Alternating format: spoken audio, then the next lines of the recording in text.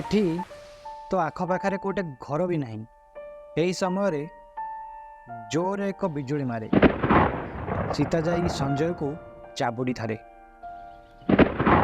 କିଛି ସମୟ ପାଇଁ ପୁରା ସୁନସାନ ପଡ଼ିଯାଏ।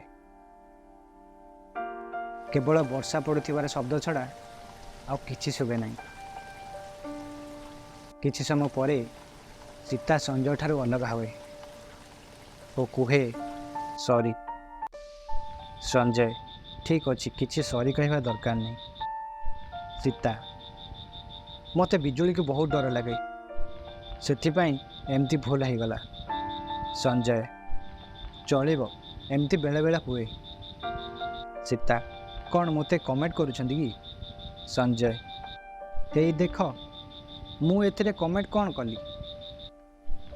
ସୀତା କମେଣ୍ଟ ମାରିଲନି ତ ଆଉ କ'ଣ କଲ?